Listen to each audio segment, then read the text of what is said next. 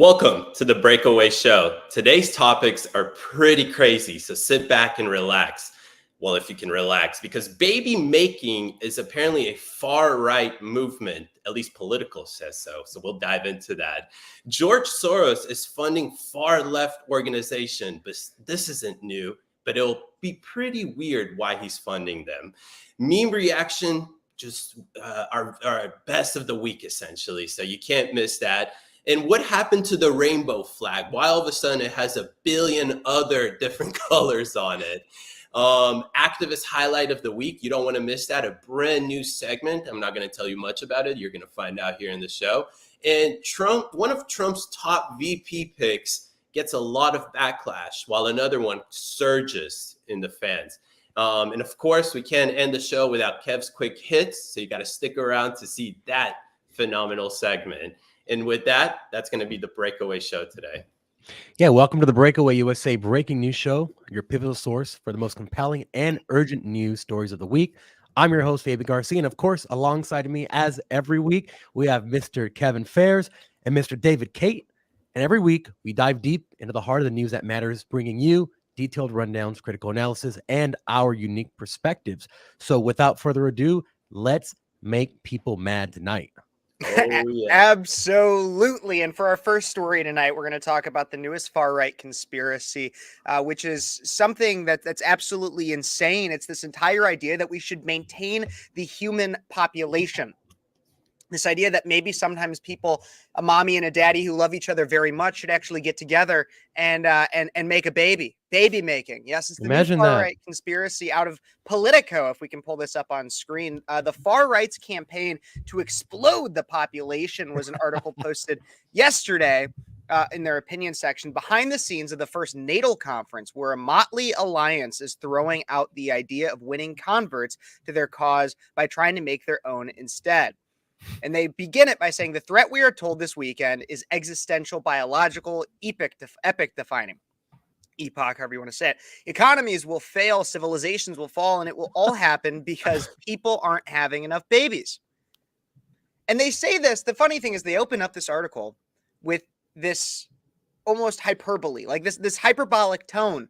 But the thing is that how is that wrong by any way? There's more to this, and they go on to describe a natal convention in which it's called Natal Con, and its emphasis on childbirth notwithstanding. There are very few women in this cavernous conference room of the Line Hotel, as if only women have something to do with creating babies, and more and more and more. And so I'm curious your guys' thoughts in terms of, so they are framing, like I said, the entire idea of having babies as a conspiracy or as if it's some kind of bad thing. Why is this? Why does the left do this? It's actually pretty funny. Talk about that. Actually, as you're talking, I'm going to look up the name of the person who wrote the article, and there's like an 80% chance that that person, guy or girl, works for the World Economic Forum and is a writer for them. So, David, take it away. While I just sent you the name, by the way, too. Right. So you have it. There you go. You got it. So, fellas, what have they not labeled at this point as a far right, like conspiracy or movement? If you guys remember a few months back, I believe it was Politico actually, that called working out as a far right trait. So they do a bunch of things. And funny enough, I remember taking a class in college where they were trying to convince you that the reason why people tend to be more conservative is because they have certain traits, which all falls under the same thing, that they're trying to attack conservatives here and saying they're different, they're weird. They have this ideology of wanting to make babies, and they frame it like you and I would understand. Well, that's a good thing. Like you said, Kev, what is wrong with the fact that we want to have more babies? Well, the way they're trying to frame it, especially to their audience, which we know are a bunch of blue hair freaks who don't like marriage and definitely don't like the concept of nuclear family. They love, they tailor this message to them essentially in the end of the day. So, regardless if we find any connection to the World Economic Forum or not, I believe that they're trying to tailor this to their audience, because Political, in a sense, is left-leaning, and who in this country destroys the nuclear family more than ever, believes that we shouldn't have babies, doesn't believe in the concept of marriage or buying your home and finding love and whatnot. It's going to be the damn left. So Well, and that's their audience here. exactly. Well, and if you think about it too, every single major left-wing issue has to do with in some way decreasing the population. Abortion directly. I mean, there's no question about it. Homosexuality. If you're not having heterosex, then you're not making babies. Child sterilization. I mean, that's through our gender affirming care, as they would call it. Endless war that we have. They'd rather consistently, it doesn't even have to be sending our boys off to war. It's let's fund Ukraine, let's fund Israel, because funding it will kill more people than trying to have any kind of peace talks. Climate change. They consistently say, don't have kids. If you do, then you'll increase your carbon emissions. Then even there's government financial dependence, because unhappy people that are more dependent on somebody else, somebody who believes that money is an issue, is less likely to have children. And the list goes on consistently. Yeah, no, this is entire, and it goes beyond the actual having of the children. It's a breakdown of what your natural inclination as a human being is to do, is to reproduce and create more humans. So if they can negate that want in you, then they've done their job. They've lowered you, your status from a contributing human to society to a contributing human to your government.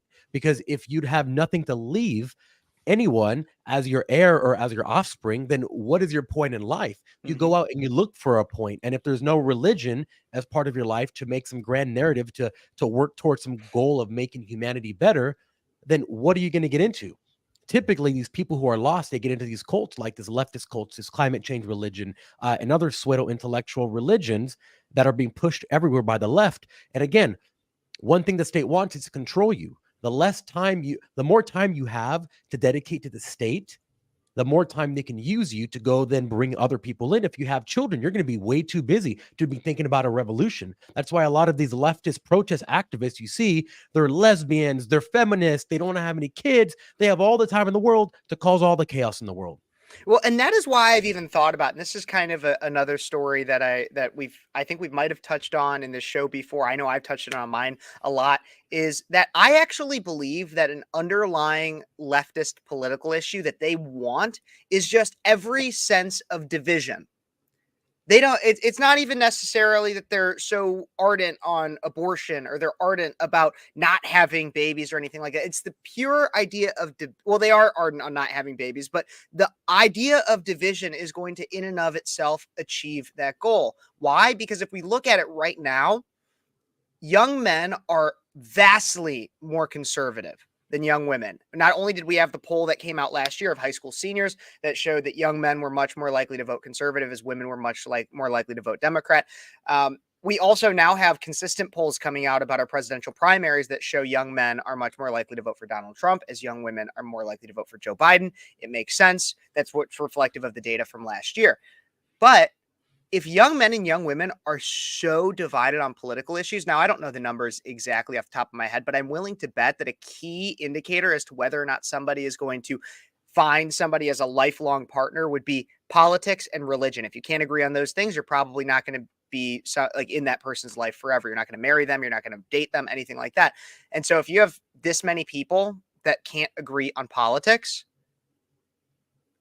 sorry to say, relationships, marriages, babies, gonna go down. It really will. And actually, the longer I think about this whole story that they broke today, because this was a breaking story for them, that all of a sudden it's a far right conspiracy or movement. We're still not sure exactly what they're trying to say here at the end of the day. But you know, the more I think about it, perhaps they're having all these terrible policies that make everything more expensive just for even single people, regardless. You know, if you think about how much it costs to actually live today as a married couple, and then you put on kids on top of that, perhaps this is all intentional at the end of the day, that they're trying to frame it as a right-wing thing to have kids. They're also making it seem like it's very expensive to have kids, because it is, in a sense, because of their economy currently. But, you know, I almost feel like this is all intertwined together, because at the end of the day, this is coming from Politico, and they have an agenda that they're trying to accomplish here. So perhaps they're trying to tailor a certain narrative to, or start to create a certain narrative, not even tailor a narrative. Well, here's what I'm thinking. Let's do some simple math here. There's 350 million, let's just call it 300 million people in America. let's say half for Dems, half for Republicans, 50-50, right? Mhm. So that's what, 125 each. Let's call it 125 each. How many people voted in the last election? Like 100 million? It was about half. Well, in 2020, it would It have was been like about that. 1.3 or 130 million. Yeah. Yeah, in Okay. 2020, it was almost Even half more, the country. It was 150. like 45% of the country, I think. Okay. 150 So half million. of the Yeah. people that are eligible are voting. Now, it doesn't take a lot of babies to be created by the conservative side to inundate and to wash out all of the magical votes that the Democrats are getting. Let's say they get an extra 10 million votes from the illegals and voter fraud and all these things. One generation from now, you're going to have, if let's say half the conservatives have babies, that's what, 75 million new conservative babies. That's going to wash out the vote. And if liberals, or not even liberal, but leftist people are not having babies, I can see a future where a statistician said, hey, even though we're importing all these people, they're still having a crap ton of babies. So how do we combat that? Let's try to make it so that if you have a baby, you're a white supremacist. If you have a baby, then you're alt-right. That's the only way that they can stop it, if I'm thinking numbers wise. Yeah, well, basically, conservatives just have to screw like their OnlyFans creators, I guess. Yep. I think you're right. I mean, that's what I have always thought about that though. Is like, so not even kidding you, when I've had the conversation of like, oh, how many kids do you want? I've always jokingly said at least 3, so then we can create one more voter than what we are currently inputting. So that's what I've always said, is always have at least one more voter than what you currently have. Absolutely. Yeah.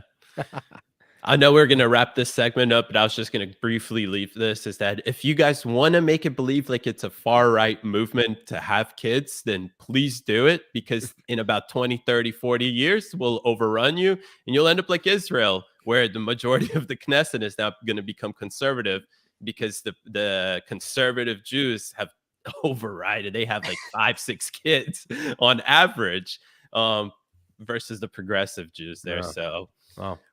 why don't we take a quick little break, guys, and then we'll be right back with a hot segment of who is funding these tent cities across college campuses. We'll be right back. Blah, blah, blah, blah, blah, blah, blah, blah. What are you talking about? Here, have some Freedom 2.0. Now, the Constitution is awesome. That's what it is.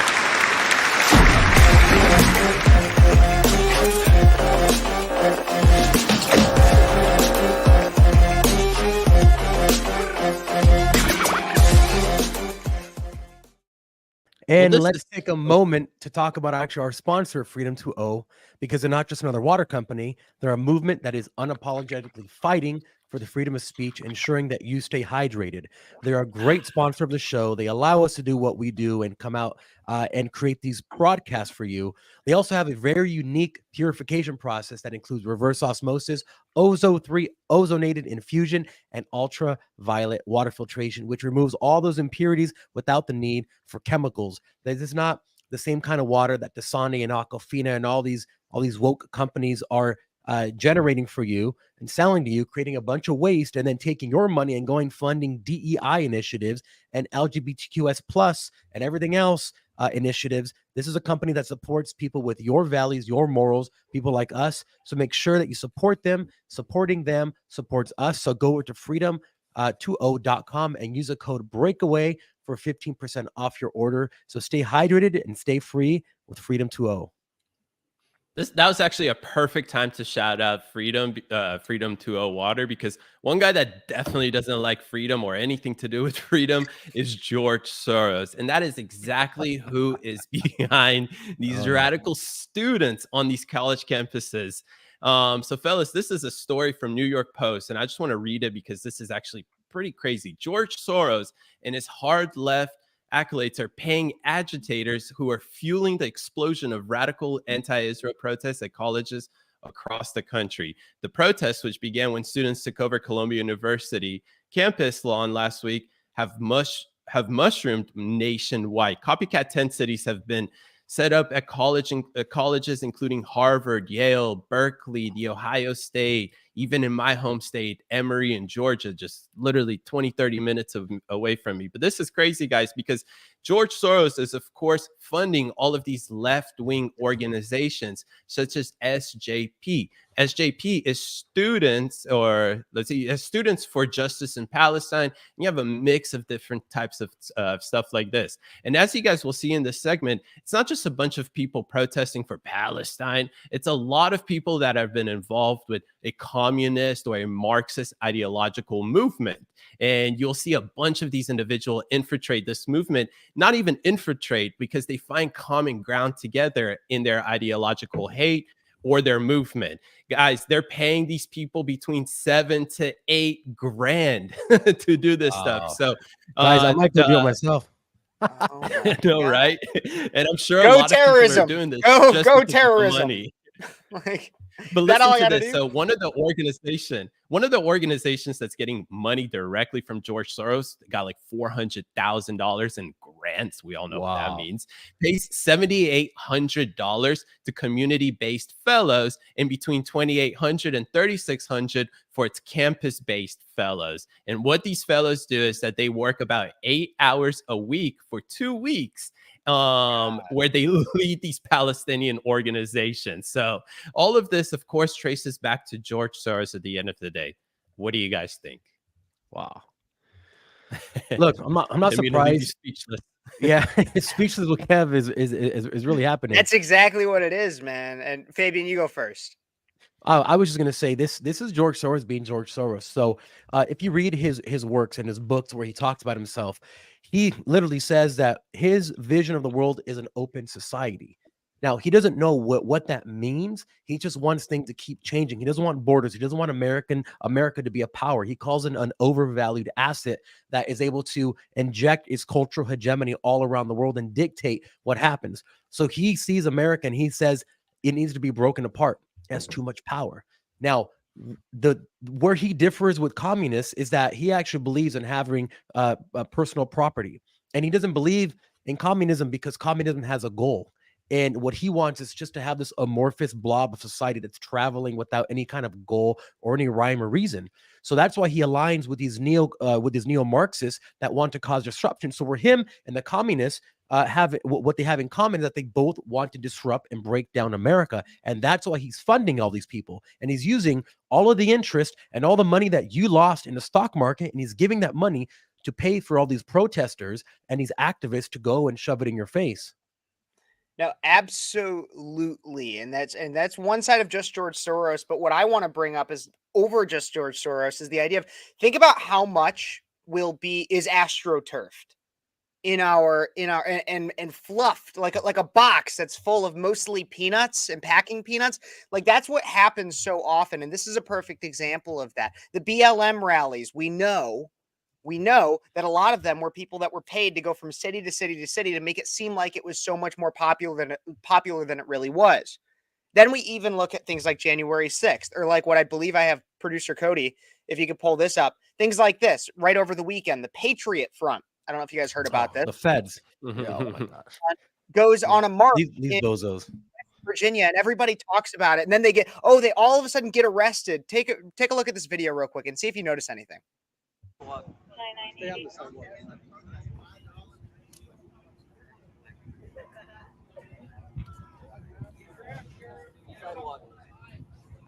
Sidewalk.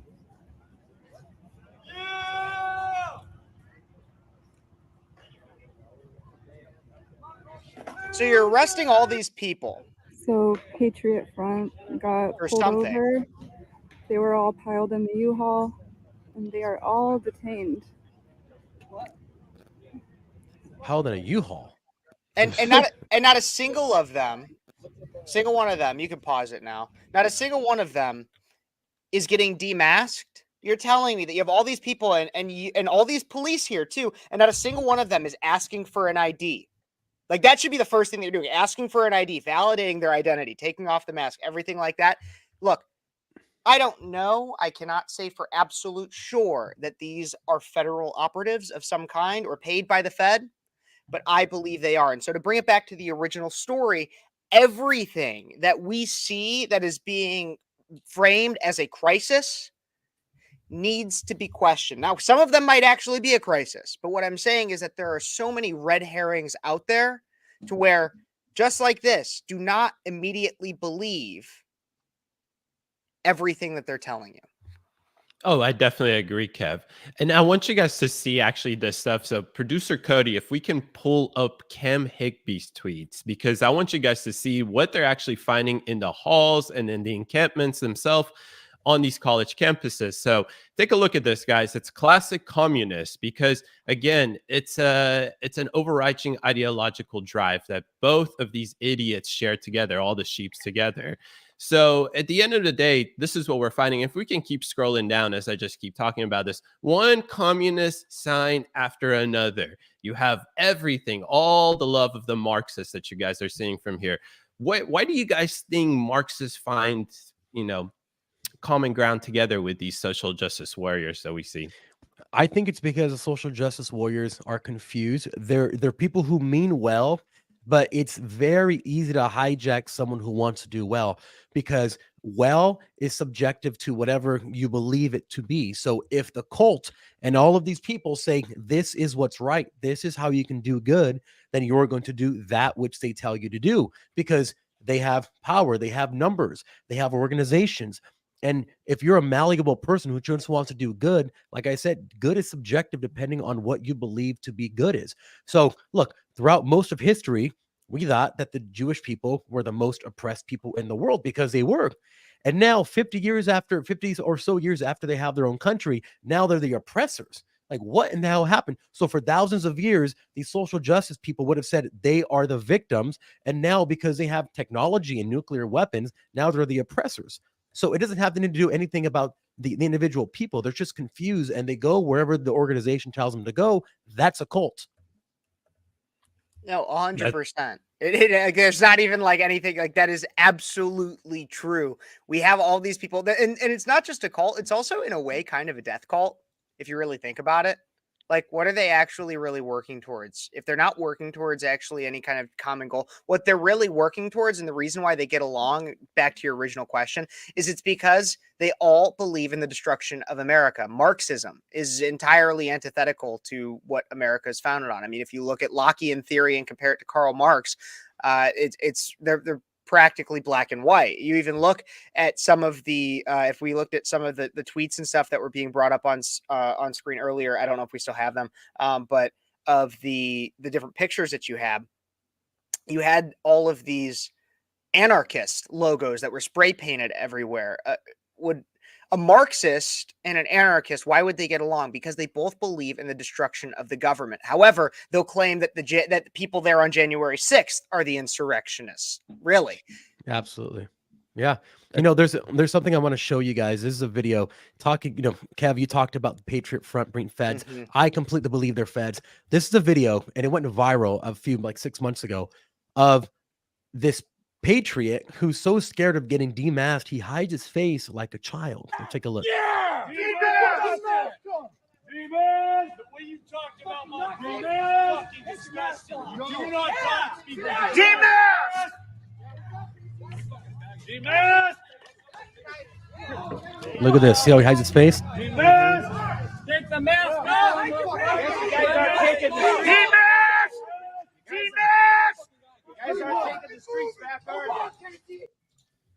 So that was these patriotic people who love America, who, as soon as the actual patriots said demask, because they understand these are most likely feds or somebody who is paid, ripped off the mask.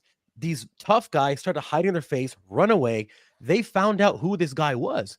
They found out I believe he went to UC Riverside, if I'm not mistaken. And literally so the school had posted him, and I forget his name, but it says once he graduates, he wants to work for the federal government.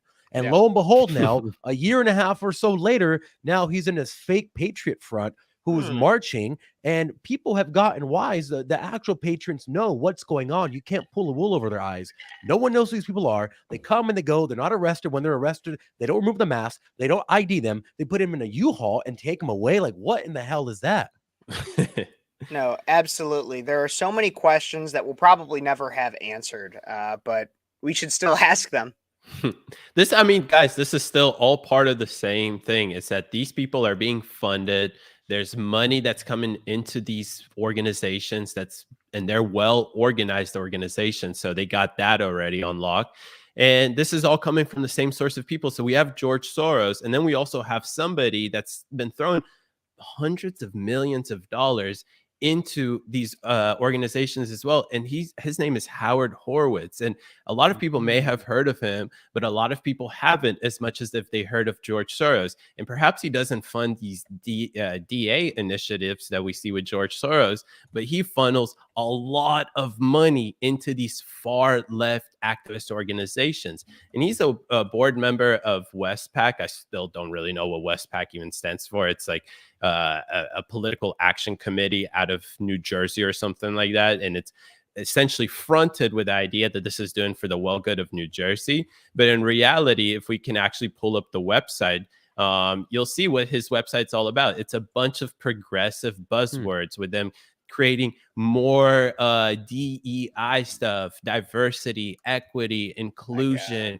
progressive stuff against racism. So you have a lot of left-leaning idiots, essentially, that some of, like George Soros, he believes he's a god, for example. So you have these type of people using all of their money to pour into these activists and protests, and they do so because they love disruption. They understand that disruption is probably the best way to get certain candidates elected again, and you're just seeing that all over in front of you right now. Also, if you could be the one who's causing the disruption, then you can make money and profit off it because you are controlling the collapse. Therefore, you can control what the goalposts are that you make people want to go towards. So if you have a corrupted or chaos in society, you can then spend some money and set goalposts for what success would look like. When in reality, that success just makes you more money and gives you more power. This is the George Soros method. You cause disruption and then you set goalposts for success. You convince people that that's going to be success, all the while you are profiting the entire way. Absolutely. And like, even on top of that, I think about too, just like what happens after DEI, right? DEI ends up eating its own. And I don't know if you guys saw this video. It just makes me think about it a little bit. I covered it on my show yesterday, Speechless. But Don Lemon was on Don Lemoni. Don Lemon, the famous Don Orange, the gay black Frenchman, was on Bill Maher last weekend, and he talked about it, and he said maybe DEI has gone a little bit too far. Well, this Don Lemon, who I'm happy he says that maybe it's gone a little bit too far, that it's like a religion, whatever. He said great things about it. Well, like great things that were negative about DEI, but he never once recognized that maybe his career had a little bit to do, and him getting as far as he did had a little bit to do with DEI. And like he'll never recognize that.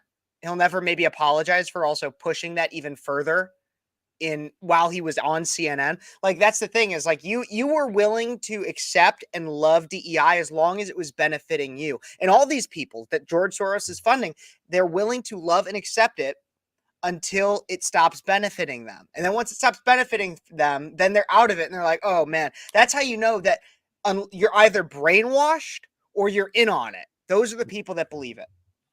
That's exactly it, Kev. Then you got it. And that's how we're going to wrap up that segment for tonight, because we have a lot of great segments ahead as well. So we are going to continue to the next segment after this short commercial break. So we'll be right back.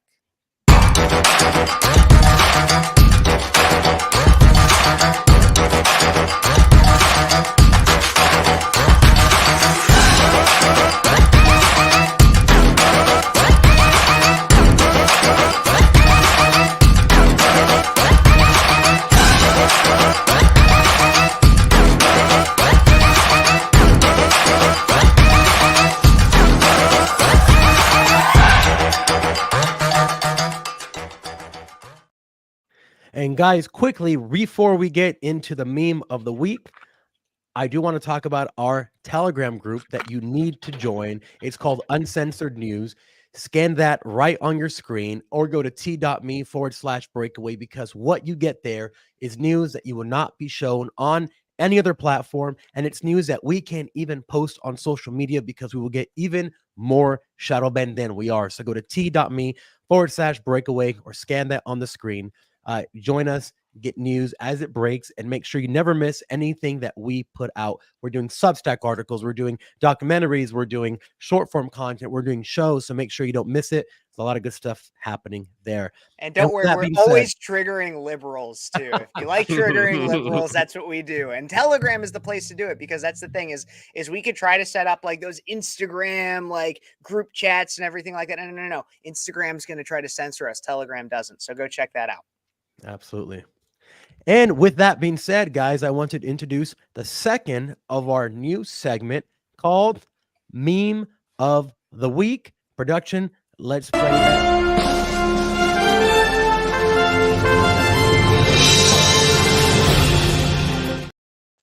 And today we have a meme of the week by our friend, maybe not, but a great account called Liv. And he actually posted this video. This is all of our first time seeing it. I wanted to make it so we can get some real authentic reactions. I do Cody, have let's to, play before you play, Cody, I'm sorry, but I actually covered this on my show last week. But Oh, I you did? love this video. Great video. Play it. House, Mm-hmm. say for a month And a half. and a half. Mm-hmm. You think you would be entitled to move in there? Well, Take my stuff, Well, move in it's there? a lot of. I'm not the only one that is squatting. It's a lot of other people on the block. If you want to be technical, Mhm.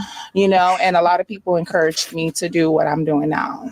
But she wants her place back. Yeah, but I had put a lot of work in here, and I spent a lot of money. I am on a fixed income. Is that power hooked up legit there? My power is That's not legit. not legit. No, you stealing a bit of power. I am blessed. What do you do for a living? I receive Social Security. I don't have What no happened? secrets. Disability? Yes, What's your ailment? I'm not gonna say. No, that's her right. If I left my house, Wow. Wow. Oh my God. Well, let's What just is say that? I understand now why some Democrats actually came out against the squatters. I was like, isn't this what you guys like represent at the end of the day? And if it comes out that no, they think they're crazy, and we see why they're crazy. Fabian? I was going to say that is, someone feels entitled and superior where they're doing an illegal thing and they're justifying it with unequivocal generalizations about why they're doing it. And as he's pointing out, well, I spent a lot of money here and I'm on a fixed income, as if that has anything to do with it. And he says, what's going on there? You're stealing power. And she says, well, I have a disability. Which one? I can't talk about it. Like, come on. Like, I know it's funny, but this is the level of ridiculousness that we've gotten to. And this is just I thought the funniest part was when he's like that power doesn't look like it's hooked up legit, and the I couldn't tell if it was a man or a woman, but either way, it was just like no, it's okay, like it's like we hooked it up, and he's like, no, you're stealing a little bit of power, and it just goes, I'm truly blessed. I'm just like God gave you the ability to steal the power. It was like, that's like the best one. Then you're right. They come back and they're like, and they're like, oh, you're on disability. That's how you're collecting income, after already admitting to spending all this money. That was the claim to some level of ownership of the properties. I spent all this money. It's not even like you earned the money. You stole it from the government, which I would argue the government stole it from me in the first place. But still, the government gave you that money. And then you claim that you put all of it into this place. And then you even admit, oh, I'm not at liberty to disclose my disability. As you're walking fine, you're speaking fine, you're hearing fine. Like, what the absolute? We don't have a bleep button, but that's what I wanted to do. Yeah. I mean, these squatters are crazy just in the first place. What they're doing, they actually think that it's not legal, that they think it's justifiable. It's like, I don't have anywhere to live. I'm on low fixed income. I don't know what to do. Let me just take over this, vacant home, which could probably not even be vacant. If you guys remember from a few weeks ago, you can just be gone for the weekend for vacation to go take care of somebody or whatever. And boom, they squatted your, they're squatting in your house. There you go. Yeah. yeah. This is crazy. Yeah. And, it's all fun and games when it happens to someone else, but when it happens to you or in your neighborhood or in your city and it gets closer to you, that's when it goes from being some esoteric kind of like, oh, cool, it's a story about people over there that is happening to, but then it's happening to people because I mean, look, it doesn't matter what color you are, brown, black, white, orange, green, red. Someone's sitting in your house when you get home and they're not going to get out. That's going to piss you off. It doesn't matter what it is. That is equality right there. Like everyone feels the equal amount of pissed off when you have a squatter sitting in your house that will not get out and you're making payments on it. Absolutely. All Absolutely. right. Well, I think that does it for the meme of the week. That's the meme of the week, everybody. Did we want to do the little animation that we have one more time?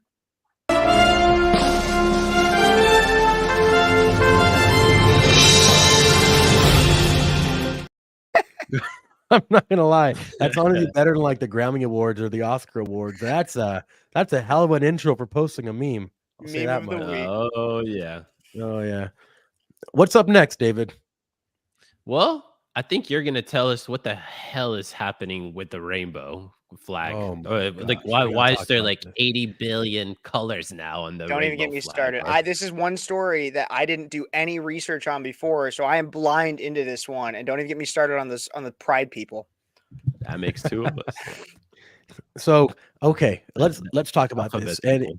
yeah, if we could pull this flag up, Cody, because this, ladies and gentlemen, children of all ages, sexes of all ages, genders of all ages, whatever, this is your new flag. And if you're looking at it and say, what the hell did the graphic designer do? He forgot to move things in place. No, that's actually incorrect. This was made for a specific purpose. So let me read the description that Wikipedia has for this. It says this flag is comprised of many different symbols. From the left to the right, the multicolored chevron has the colors of the trans flag. White represents people transitioning, Oh, gender neutral people, gender non-conforming, and non-binary people. The pink represents femininity and blue represents masculinity.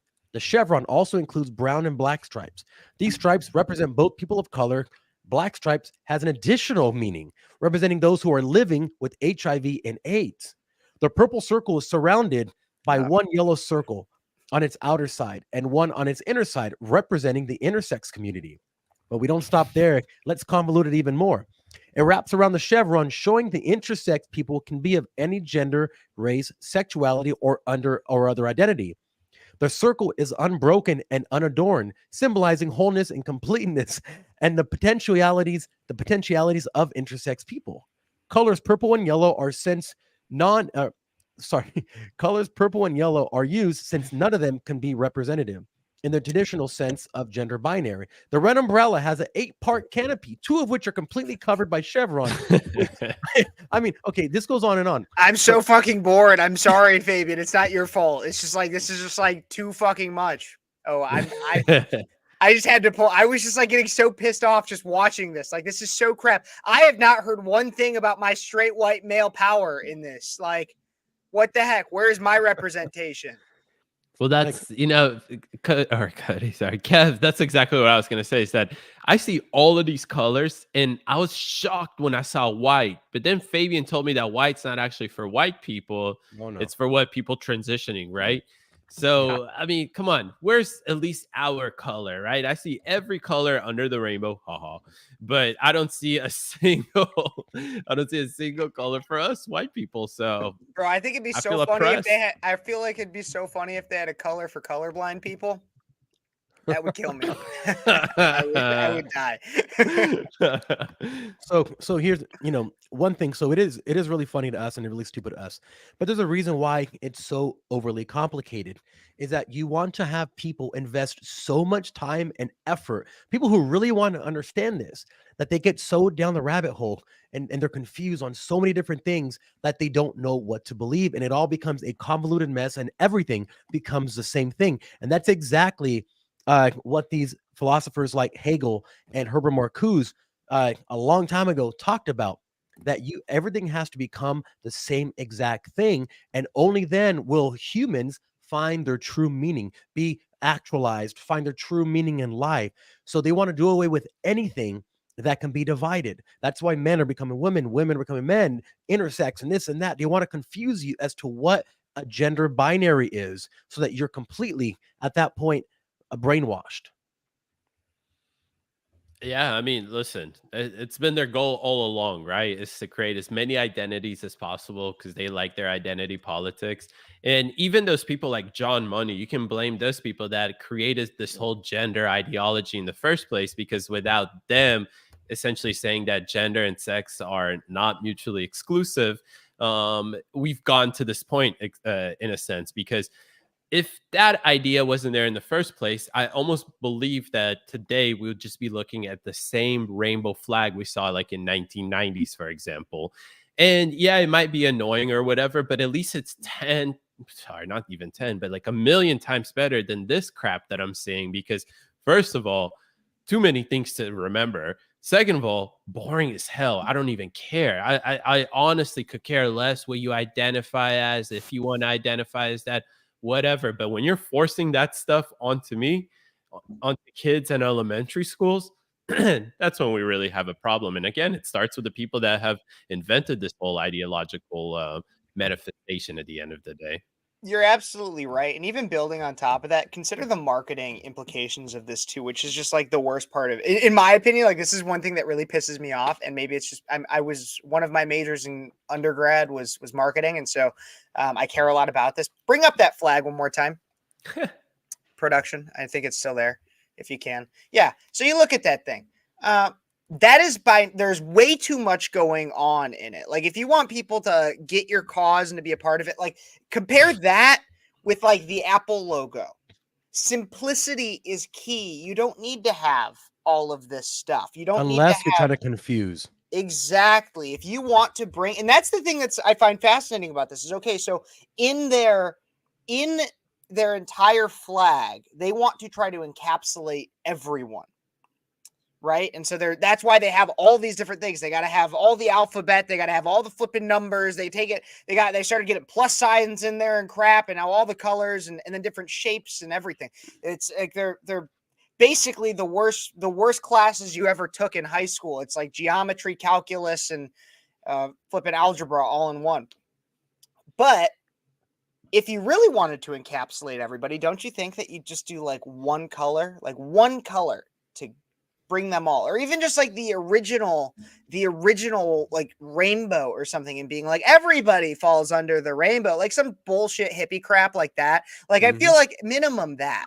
But then they put all this stuff in here, and from a marketing perspective, this is just terrible. You're not going to win anybody over. Like, and this has been what I've said about pride the whole time. You want to try to convince Christians to get on your side, don't call yourself one of the 7 deadly sins. And like the list goes on, but their marketing is absolutely terrible. And it really makes me mad, because if I was of the devil, I would want to take over their marketing department, and I could absolutely crush it. I know we're about to wrap up this segment, but just to quickly go back to what you were saying, Kev, if they're going to be simple, it's going to defeat their entire purpose. We know that going back to simplicity is not their best friend, right? Right? Real simple questions does destroy their entire ideology. So they want complicated stuff. And the only way they can be inclusive to every single person, even the person that identifies as a wolf, is by having a flag that represents everybody. So that's my last thoughts on that. I get it. 100%. All right. Why don't we take a quick little short break, and we'll be right back with what the hell is happening with one of top VP picks for Trump. We'll be right excited. back. Let's go. Blah, blah, blah, blah, blah, blah, blah, blah, blah, blah. What are you talking about? Here, have some freedom to up. Now, the Constitution is awesome. That's what it is.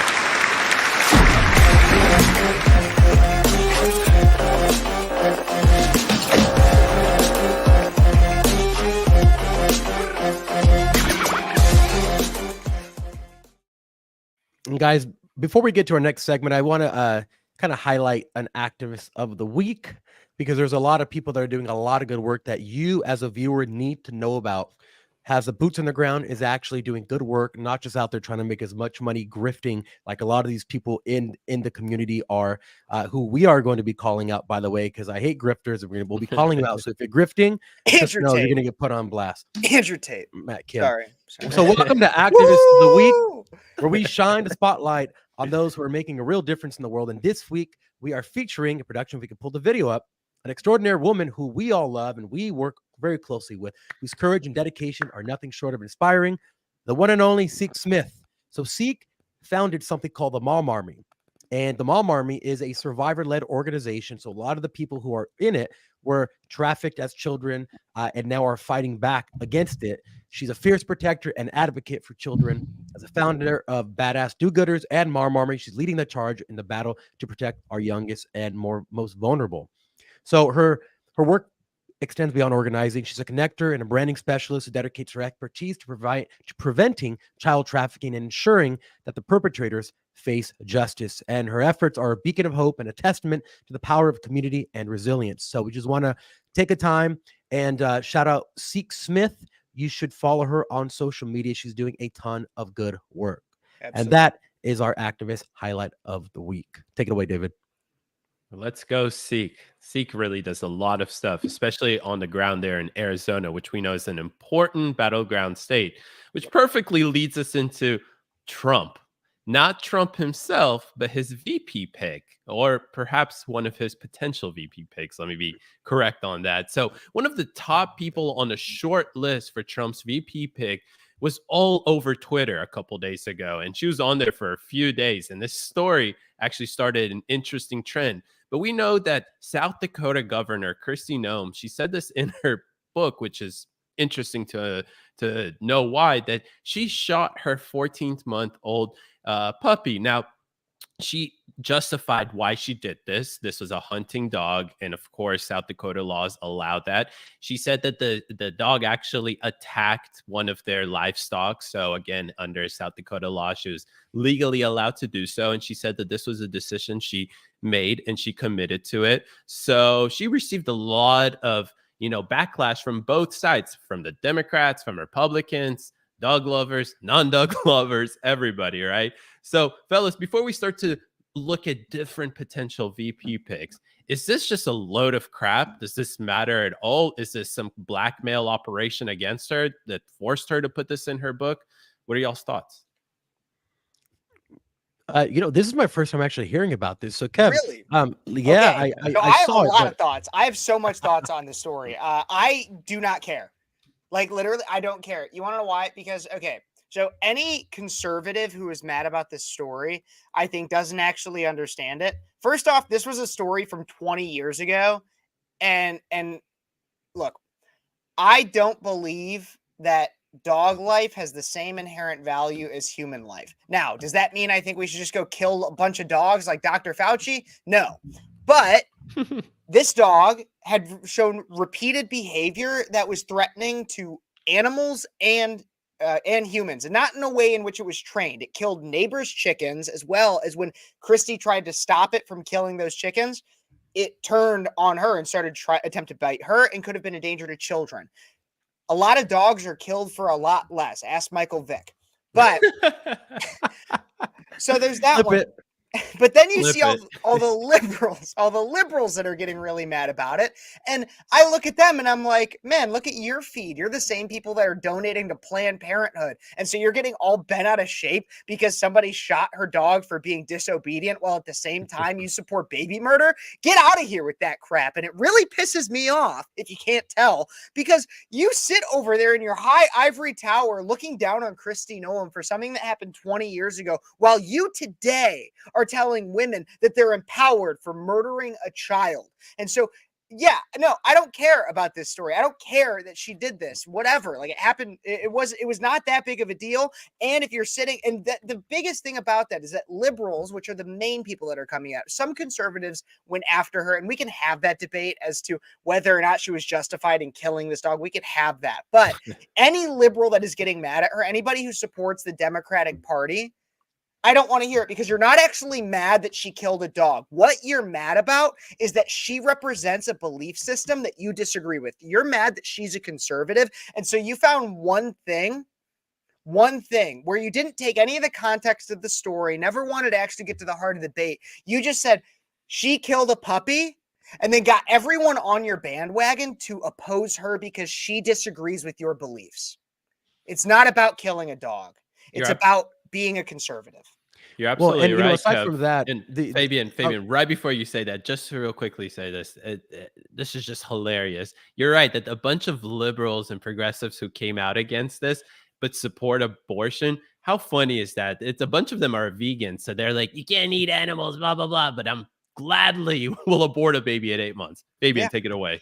listen, the only reason why this is even an issue, I mean, aside from the political aspect of it, is why would somebody get mad about someone shooting a dog and not shooting a cow, or shooting a you know, whatever, a rodent or a pig that's on your lawn?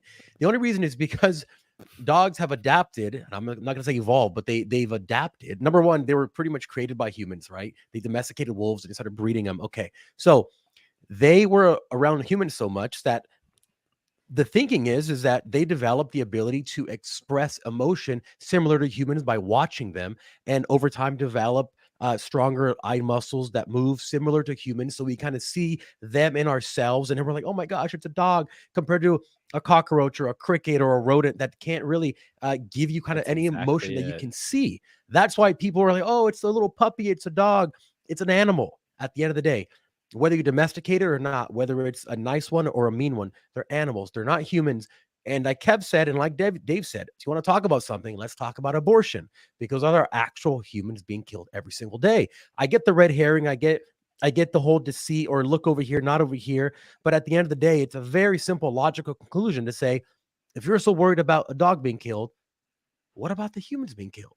And that's the end of the argument from my And that's from my exactly what opinion. I'm saying is it's not about the dog at all. It is because she is a conservative, because she's being floated as Trump's VP pick. They know that she's being floated as Trump's VP pick. So their whole thing is let's put her out as this dog murderer before she even can get to that point. Because then if Trump picks her, people already have a negative image of her.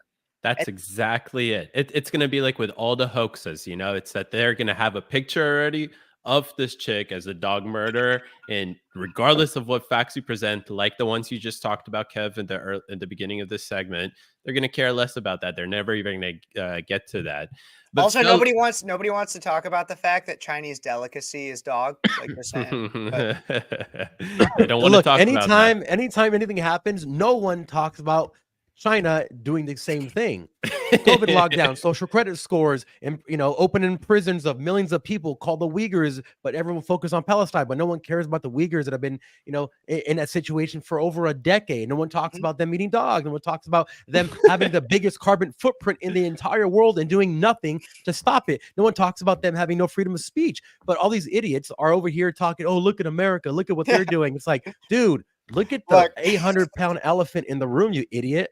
Chrissy Noam killed one dog, and you all ate a crap ton when you ate your flipping Kung Fu Panda food. Jesus. That's so funny.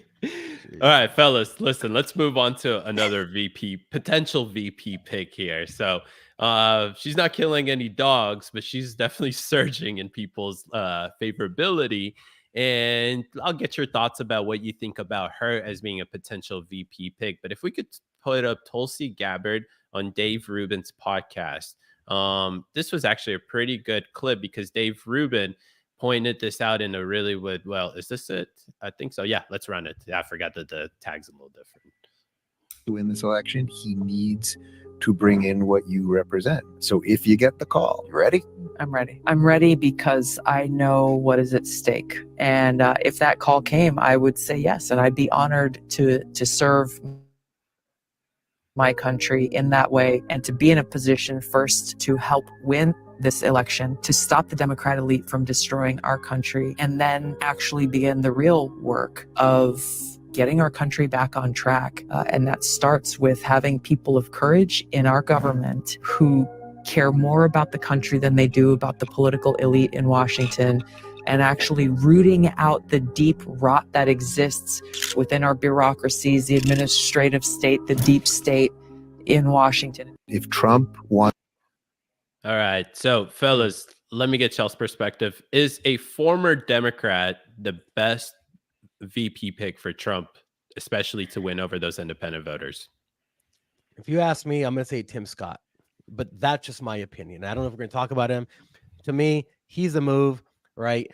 Tulsi Gabbard, yeah, I like her. She's cool. And I get it if you're trying to, this is obviously Trump's last term. So he's going to have to pick someone who can carry the banner forward. Is that Tulsi Gabbard? She's young enough. She has some Democrats who like it. She's a woman. Her stances are, depending on where you look at it, you may not like her or you may like her, but, it's very small chance that you're going to absolutely hate her positions. I don't know. I would say no, but that's not a decision for me to make. That's, I'm gonna say Tim Scott, but go ahead, guys. Tim Scott is an option. I don't think he's terrible. He's better than Tulsi Gabbard. I just pulled up real quick because I didn't know. I didn't know any of the options that you were bringing up for this stuff, and so I brought this up here for Tulsi. If you want to bring it on screen, producer Cody. If you scroll down through it, there's some things that you might find yourself 50-50 on it, but then you find things on crime. She's for ending cash bail, which we just did in Illinois, and crime is rampant, eliminating private prisons. Then she's on for some things that I think are good, like mandating paper ballots. But then you get further down and she's for raising the federal minimum wage to $15 an hour. She wants to study reparations. She wants college to be free. She wants to expand or fix existing debt relief programs for student debt. Like, the thing is, and these are all from 2020, maybe her opinions have changed, but this is what I have to go off of. And so when you have conservatives that come out, this is the same thing with RFK.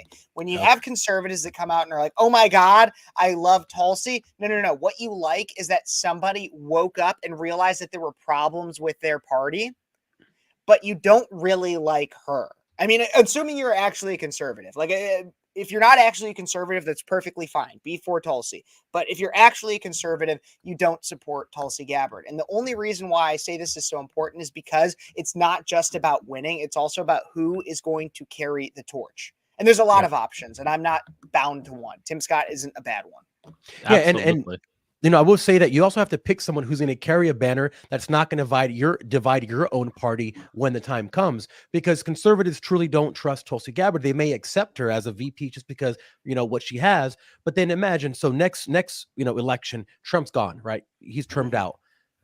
Tulsi Gabbard, was she going to be the Republican nominee? And then she's not even a Republican? You're going to cause turmoil. So I can see that being a massive issue in the future. Yep. Fabian, it's funny that you bring that up, because here's, first of all, the interesting thing. When I went to CPAC in February of this year, they did a straw poll at the end of the conference to see who everybody in the room, and it was like 4,000 people voted on this, that they want as their VP pick. And at the first place, it was Tulsi Gabbard. And it just shows you how well she actually has been able to grab favorability around her. And I'm very skeptical, because if he does take her on this ride, then I actually believe you'll actually have in 2028 RFK join her on the ticket together, and they're going to run as Democrats. And that's the struggle that we're going to have as conservatives with her. I'm really skeptical, because she aligns a lot with RFK on a lot of stuff. And I believe they actually would do phenomenal together on a ticket. So just if we're talking about people that we hopefully want to have, right? I always throw this joke out. I'd love Nikki Haley as the VP.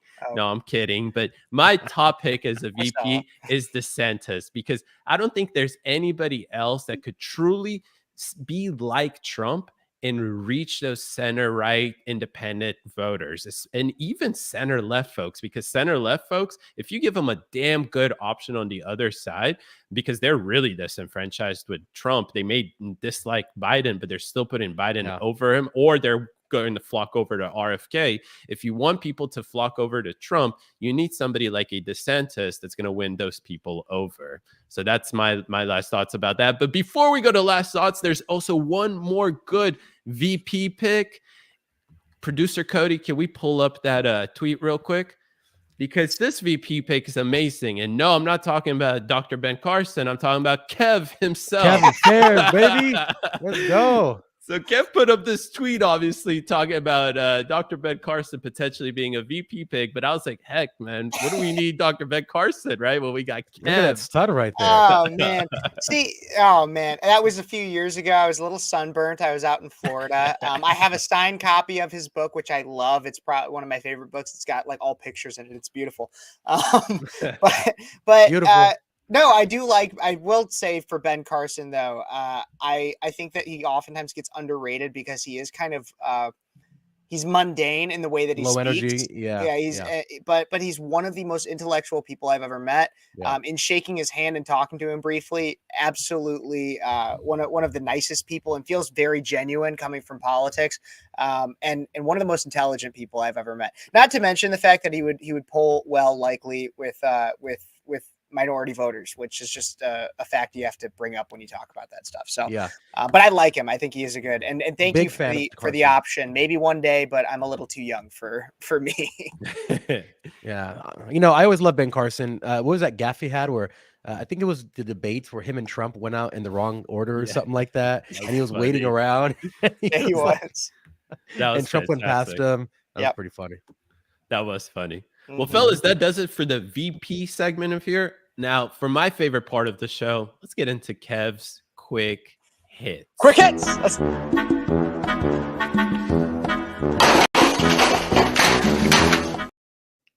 Oh man, we got to get you smashing the computer. Ready, baby. I'm ready. Yeah. Cavs quick hits. Let's go. Quick hit number 1. Busch Gardens Brawl. I was talking about this on Twitter earlier today. Take a look at the video. Let me know what you guys think, but we're going to talk about it a little bit more. There's more context to maybe think about too. Take a look.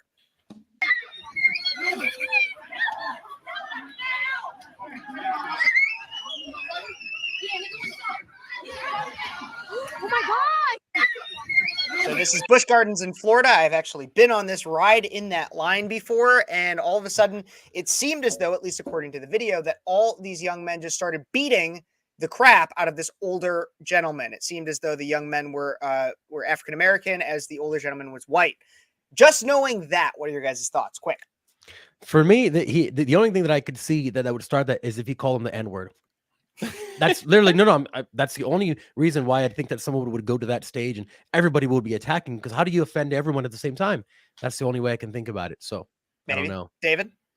I mean, Fabian, that was exactly my same thoughts. That's why I laughed so hard, because the only thing that could come to mind of why this all of a sudden happened is because exactly what you just said. Okay, so I reposted this video on Twitter. I found it from somebody else's and I watched it. And from everything that I saw, I was like, I don't know. I said, I don't know the context. So I gave myself an out if I was messed up. But I said, I don't know the context, but from what I do see, there is no reason that this would ever be justifiable. Even if he had said the N-word, no matter what, there's no reason why you should be getting into a massive fist fight at Busch Gardens. Like, no matter what he did. And then I got all these people coming back, and they had a screenshotted post from like some random dude's Facebook that had said that he had actually punched their grandmother. Oh, you gotta defend the grandma. But I have no video evidence that this has happened. Then other people, I have like 100 comments on this tweet where people were saying, but that was actually a lie. And then I have all these people calling me a racist because I think that like these guys shouldn't beat this guy up. And no matter what, but that's the developing story, is that apparently this white guy might have maybe punched these people's grandma. But what we do know is that they beat the crap out of him afterwards. No matter what, I believe they should lock him up. Last thoughts? I'm even more confused now than I was before you told me that. Wow. Yeah, that tweet has 17,000 views. So it seems like people are really chiming in. They absolutely are. But there's other things to talk about too going out there today. Sonny Houston being an absolute idiot. Take a look and a listen at this video of her on The View just being an idiot.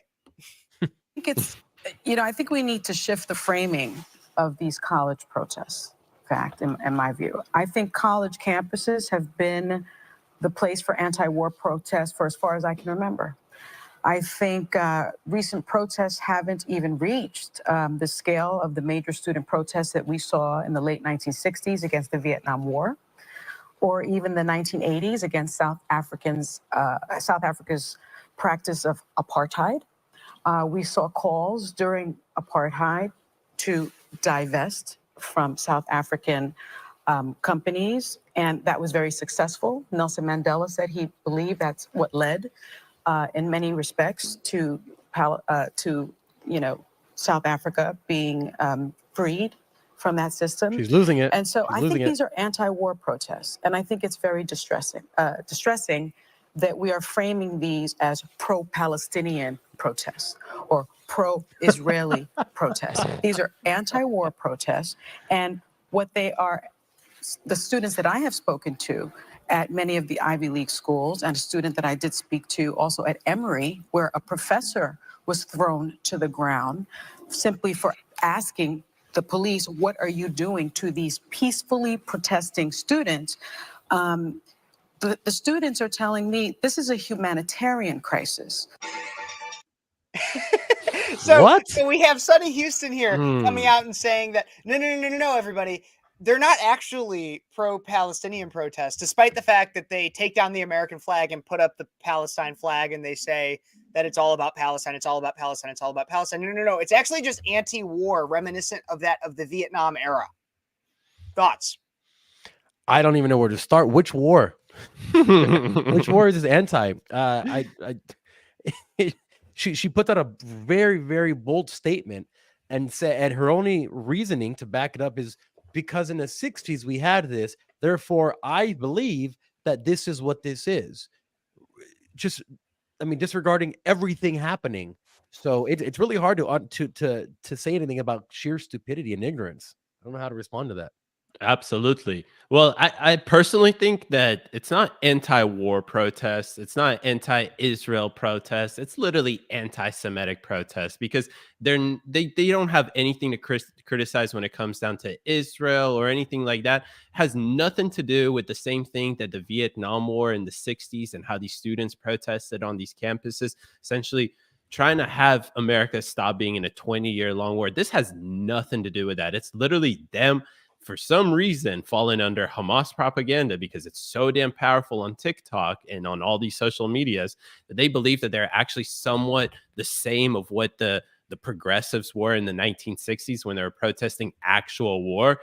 Listen, at the end of the day, you had a terrorist organization that crossed over the damn border and slaughtered 1,200 civilians without any military targets in there, and then thought that Israel just wouldn't respond, or that perhaps that there should be some equal response, whatever the hell that means at the end of the day. So useful idiots like this. She's not even an intelligent idiot. So just have her not reading her notes. Not very literally. useful. No, and I 100% agree. And even with that too, I mean, let's just look at the absolute difference too. I mean, when you look at the people that were protesting for the Vietnam War back in the 60s and early 70s, their whole thing was, I love America. I love the people here. I don't want us to be wasting our resources. I don't want us to be screwing ourselves. So let's get out of this war.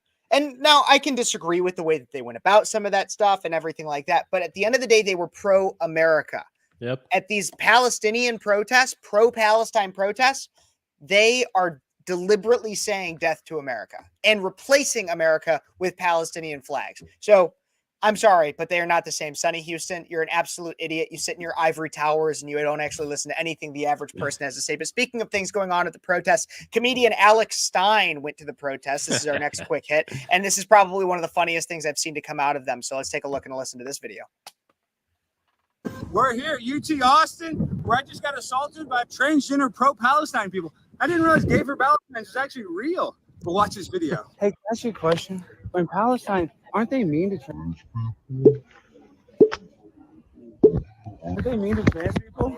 We're here at UT Austin, and trans people are out here protesting for Palestine, but don't Palestinians throw gay people off roofs? Yeah, no, I'm just gonna hang out right here. Can anybody tell me about, do they do any pride parades? Get the fuck out of here. Dude, what are you going to do about it? You guys are all idiots. You guys are transgender. You guys aren't even allowed to be in Palestine. I know, but he gets like thrown to the ground. Poor guy.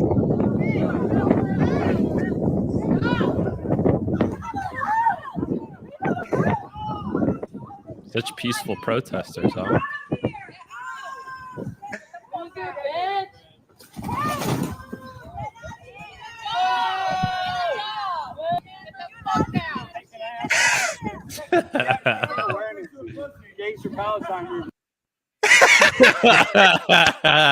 This is great. He's awesome at what he does.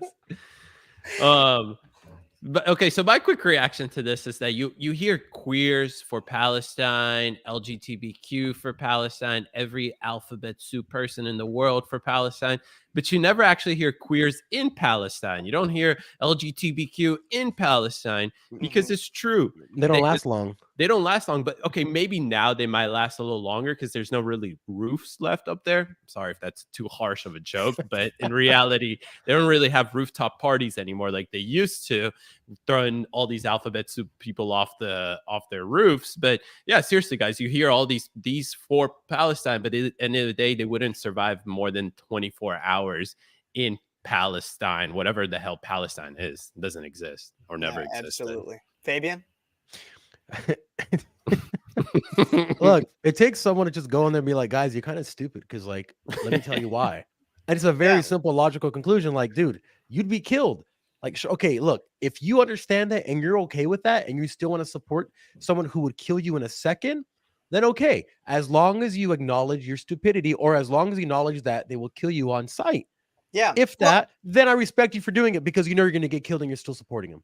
Yeah, well, and like that's the thing is it'd be one thing if they were out there and because like the thing is it's not just Palestine. Like for the entire religion of Islam says like that not like because like Christianity says that yes, you're like being gay is a sin, but Islam is like not only is it a sin, you should also just like die. And so it'd be one thing if you went out and said I support somebody's right to be Islamic.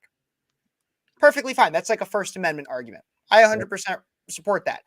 But you're going out there and you're like, not only do I support that, I want them to be able to take over this entire other country that is currently sovereign and kill all of them and then take up more space and destroy my country because that's what they really stand for. They scream death to America and then kill me too. Like that's where it really like it's just like you have to be so the ultimate martyr. Stupid. Absolutely.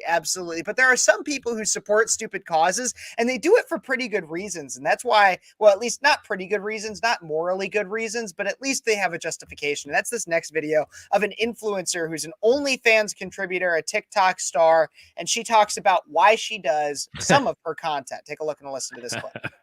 School. You were still in college when you started as a TikTok person, right? Or you started OnlyFans when you were in school too? No, I started TikTok like the spring semester of my senior year, and I was like, "Fuck, I finally have to start applying for law school." And then, like, you know, female privilege, life is so easy for a woman. Obviously, I lucked out. I'm just kidding. I lucked out, and then TikTok was basically full time for me. I think I was taking ads by the time I graduated college from like the Biden administration and Planned Parenthood and like dating apps and stuff. So it was like fully financially sustaining. So you were me. getting the Biden administration was buying ads from you?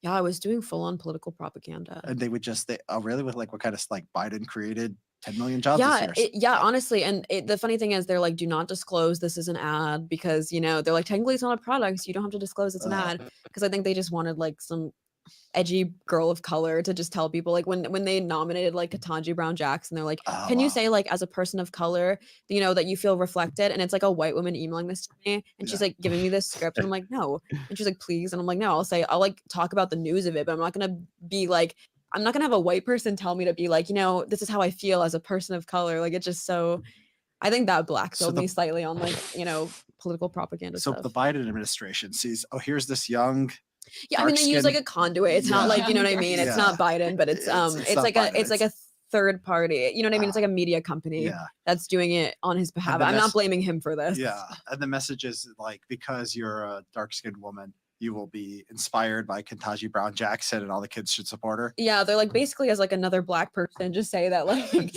you feel reflected by Ketanji. I'm like, no, I'll talk about like Ketanji's background and her accomplishments, but like I never, you know what I mean? Like I'm not gonna say like the corny stuff, even if it was a brown person emailing it to me. I'm like, no, that's not like how I feel. Like I don't look at like Ketanji and feel like, wow. Yeah. See, Interesting. Thoughts. So we knew this was going on for quite a while, at least a few years. And we were talking about how the Democrats have taken over this influencer market and just funneled a bunch of money because they get a really good ROI compared to running ads, especially for the young people who aren't watching, all these normal legacy media organizations. And now, hey, look, somebody came out and said exactly what we were talking about over a year or two ago. So the tinfoil hats are right yet again and batting 1,000. Exactly, Fabian. And if you haven't realized why all of a sudden sometimes you open up your feed and every single influencer is saying the exact same thing, it's because a campaign, most likely a talent agency, reached out to them and dangled some type of cash reward on top and said, if you can make a video expressing these ideas and whatever, propagating these different fake datas and whatnot, then we'll pay you this much amount of money. And that's why every single person creator sounds the exact same, and she's a perfect representation of that right there. Absolutely. And this is why what I think is really important to talk about with all of this is, yes, we knew it was going on. Two, this is very important because like we didn't really necessarily have the creators explicitly coming out and saying this was happening. So now we actually have the creator that comes out and says, yeah, I even recognize I was selling political propaganda to everybody. I just kind of didn't care. And then the third thing that I think is really important to say is the differentiation between, at least from what I understand, because like we're political commentators. We have partnerships and deals like with Freedom 2.0 and stuff like that, but we like Freedom 2.0. And the thing that's the difference is that we were not making like random content and then we had a political organization reach out to us and say, oh my God, like you guys should push our product. You might not actually even stand for what it is, but you guys should push it just so that like we can get our clout and everything. No. We were already conservative. We were already dealing with the things that conservatives deal with. And they reached out to us, or in some way we got in contact with them because we already stood for the same ideals. We wouldn't take somebody just for the money. We take people that stand for what we are already making content about. Liberals take it just for the money. You're right, Kev. That's exactly right. And you can feel when it's organic and when it's not organic. And for everyone watching, think critically. If everyone you follow, all these influencers are saying the exact same thing, not only the exact same thing, but at the exact same time, you have to think to yourself, is this organized? Like when you see all of these protests at all these college campuses, they have medical tents, they have reading tents, they have food tents where everyone has done the exact same. You have to think to yourself, if all the tents look the same and all the protests are organized the exact same, maybe it's organized and not organic. Like you have to think about these things because that's how you're going to break away from the mainstream narrative, which is what we try to help you do, and think critically about situations like that. Absolutely. Absolutely. Well, we have one more quick hit coming up here. And so Hunter Biden was actually talking today about suing Fox News. Apparently his lawyers sent a thing to Fox News saying, oh my God, you guys played videos and pictures of me that showed me with prostitutes and smoking crack. Like that's defamation. And the lawsuit seems to be imminent.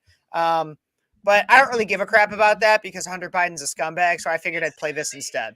So let's play this.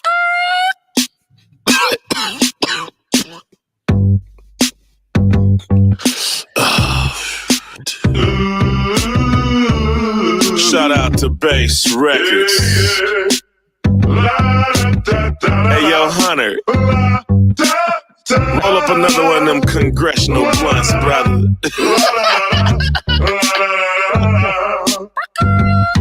He was gonna get his laptop fixed, but Hunter got high. He wasn't gonna show all them dick pics, but Hunter got high. He should have let Hillary bleach his whole hard drive. Yeah, hey, Hunter got high. Hunter got high. Hunter got high. He wasn't gonna mess with the hoes, but Hunter got high.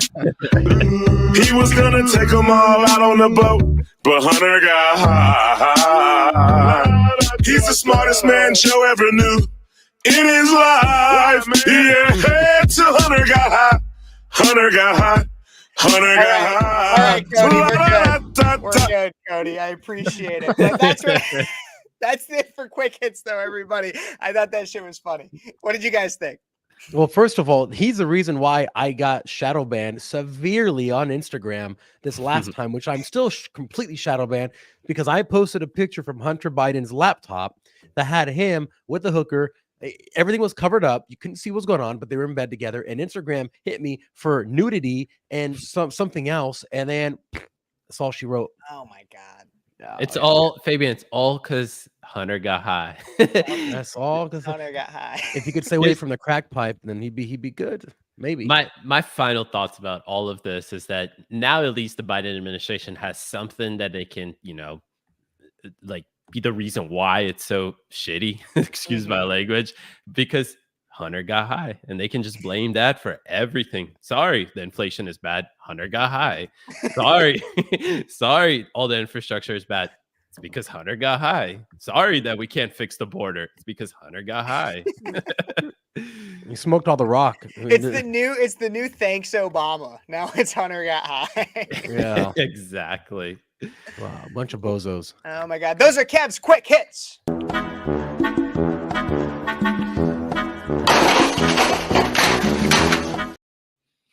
What an eventful night, fellas, huh? I mean, we had a packed, jammed show for everybody today. Talked about everything. Baby making apparently is a right-wing conspiracy. George Soros is funding 10 cities and a bunch of other people. We reacted to your awesome memes, or to the awesome meme we found. Fabian told you what the hell are all of these colors on this rainbow flag. I don't even know what to call it nowadays. Make sure you go follow Seek, because that was our activist highlight of the week. And we discussed all this weird drama that's happening with Christine Naom, as well as other VP picks. And Kev's quick hits never disappoint. Make sure to stay tuned with all of our updates by following us everywhere. All of our social medias, just type in Breakaway USA on any platform, and I guarantee that you'll find us. You may not get it recommended because they like to shadow ban us. So type in all of Breakaway USA. To make sure that you're following with all the stuff that we're posting, you have to follow our Telegram group as well. As you can see right there, you can just type in t.me/breakaway, or just scan that code. Make it easier for yourself. Breakaway USA News is going to be right back to it Thursday night at 8:30 p.m. And to see all of our amazing other shows, all of our personal shows, all of the other shows that are going on Breakaway, go find it on Breakaway USA on any social media. Fabian, Kev, it was a freaking amazing night, packed with so much great stuff. So, and of course, before we go, we can't go without shouting our sponsor. So make sure you go to freedom20.com. Get this for your liberal aunt. That's my slogan that I like to say. And of course, use Breakaway coupon right there. Fellas, that does it for the show. I'm out. Breakaway's out. Let's end this thing.